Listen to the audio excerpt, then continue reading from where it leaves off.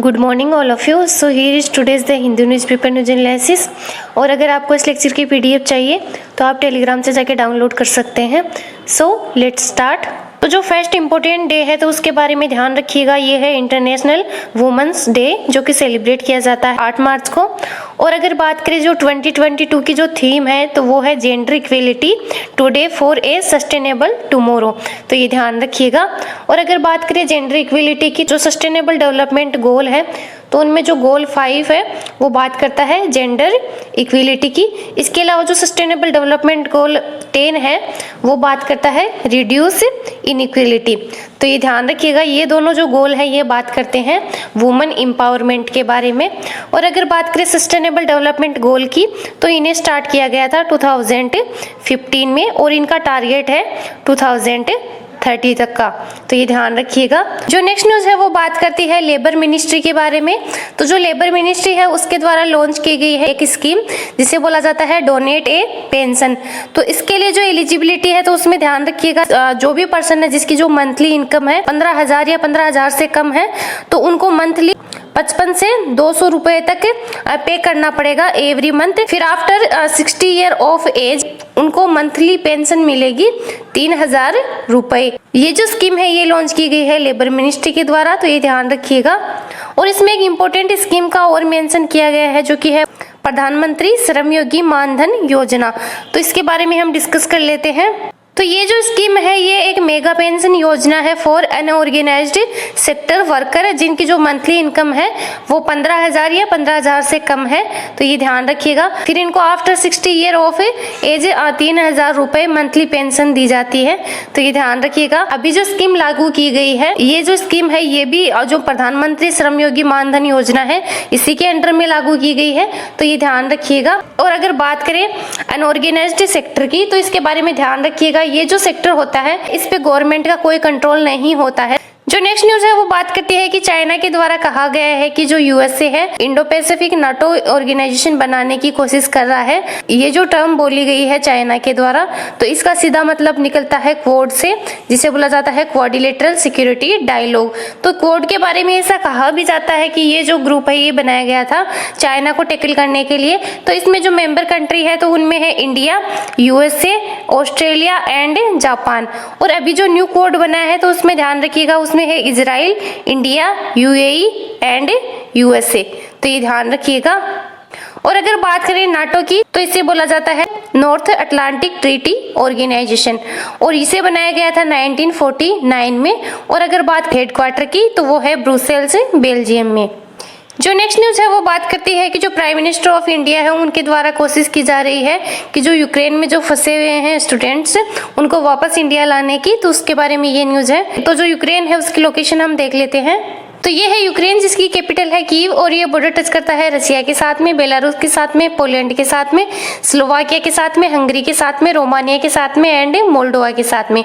तो next editorial है तो ये वाला एडिटोरियल बात करता है वुमेन का जो पार्टिसिपेशन है अनऑर्गेनाइज्ड सेक्टर में, तो उसके बारे में ये एडिटोरियल है क्योंकि आज जो वुमेन्स डे है तो उसके रिगार्डिंग ये एडिटोरियल है। तो इसमें जो इम्पोर्टेंट थीम है वो जरूर ध्यान रखिएगा 2022 की, तो वो है gender equality today for a sustainable tomorrow. इसमें काफी इंपोर्टेंट डाटा दे रखे हैं जिनको आप आंसर राइटिंग में यूज कर सकते हैं। इसके अलावा ध्यान रखिएगा जो ई श्रम पोर्टल है वो लागू किया गया है अनऑर्गेनाइज्ड सेक्टर के लिए। मैटरनिटी बेनिफिट के बारे में तो इसके बारे में ध्यान रखिएगा, ये ओनली लागू होता है जो ऑर्गेनाइज्ड सेक्टर है तो उसमें काम करने वाली जो वुमेन्स है तो उनके लिए लागू होता है। जो अनऑर्गेनाइज्ड सेक्टर है तो उसके रिगार्डिंग ऐसा कोई भी बेनिफिट नहीं दिया जाता है।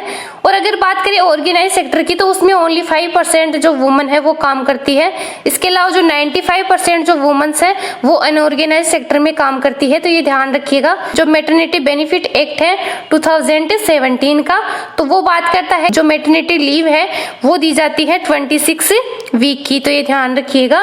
इसके अलावा इसमें एक इम्पोर्टेंट ऑर्गेनाइजेशन का मेंशन किया गया है जिसे बोला जाता है WHO यानी कि वर्ल्ड हेल्थ ऑर्गेनाइजेशन और इसे बनाया गया था 7 अप्रैल 1948 में, तो ये ध्यान रखिएगा। और जो 7 अप्रैल है उसको वर्ल्ड हेल्थ डे सेलिब्रेट किया जाता है। और अगर बात करें लार्जेस्ट अनऑर्गेनाइज्ड सेक्टर की तो वो है इंडिया में एग्रीकल्चर, तो ये ध्यान रखिएगा। और इस एडिटोरियल में एक इंपॉर्टेंट स्कीम का मेंशन किया गया है जिसे बोला जाता है प्रधानमंत्री मातृ वंदन योजना। तो ये जो स्कीम है ये लागू की गई है under the ministry of women and child development. तो इसमें जो प्रेग्नेंट वुमेन है, लैक्टेटिंग मदर है, तो उनको 6,000 रुपए बेनिफिट दिया जाता है, तो ये ध्यान रखिएगा। और ये जो स्कीम है ये लागू की गई थी 2017 में। नेक्स्ट एडिटोरियल है ये बात करता है फ्रीडम ऑफ प्रेस के बारे में। तो अभी केरला में एक जो मीडिया वन चैनल था उसको बंद कर दिया गया था वहां की गवर्नमेंट के द्वारा। गवर्नमेंट है उसके द्वारा बोला गया था कि ये जो चैनल है इसके द्वारा जो कंटेंट दिखाया जा रहा है वो सिक्योरिटी को हर्ट करता है। जो फ्रीडम ऑफ प्रेस है वो आता है अंडर द आर्टिकल ऑफ 19 जो कि इंडियन कॉन्स्टिट्यूशन का एक फंडामेंटल राइट है, तो ये ध्यान रखिएगा। और इसके बारे में डायरेक्टली कहीं नहीं लिखा हुआ है कि जो फ्रीडम ऑफ प्रेस के बारे में कहीं मेंशन किया गया है। ये जो आर्टिकल है ये कवर किया जाता है under the article of speech and expression, तो ये ध्यान रखिएगा। फंडामेंटल राइट है वो है आर्टिकल 12 से लेके आर्टिकल 35 तक। ये जो एडिटोरियल है ये बात करता है अभी जो पेशावर में अटैक हुआ था तो उसके बारे में है। इसके अलावा अगर बात करें एक जो टर्म यूज की गई है वो है सिया और सुन्नी जो कि मुस्लिम कम्युनिटी से रिलेटेड है। और अगर बात करें पाकिस्तान की तो पाकिस्तान 20% जो मुस्लिम है वो सिया कम्युनिटी से बिलोंग करते हैं, तो ये ध्यान रखिएगा। और इसमें जो इजराइल है उसके बारे में भी मेंशन किया गया है, तो उसकी लोकेशन हम देखेंगे। ये वाला एडिटोरियल बात करता है जो एनएससी की जो चीफ है उनको अभी सीबीआई के द्वारा अरेस्ट किया गया था, तो उसके बारे में ये एडिटोरियल है।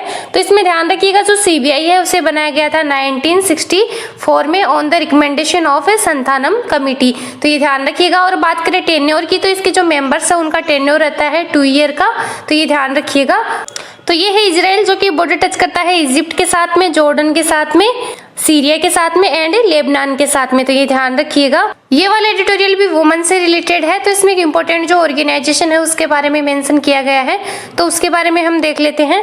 ये जो इम्पोर्टेंट ऑर्गेनाइजेशन है जिसे बोला जाता है इंटरनेशनल लेबर ऑर्गेनाइजेशन, और ये एक स्पेशलाइज्ड एजेंसी है यूएन की।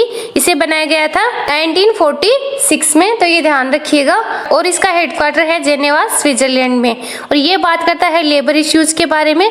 इंडिया भी इसका एक मेंबर है। और जो इंटरनेशनल लेबर ऑर्गेनाइजेशन है इसको 1969 में नोबेल पीस प्राइज भी मिला हुआ है, तो ये ध्यान रखिएगा। आज का लेक्चर यहीं कंप्लीट करते हैं। वीडियो अच्छी लगी तो लाइक कीजिएगा, शेयर कीजिएगा और चैनल को सब्सक्राइब कीजिएगा।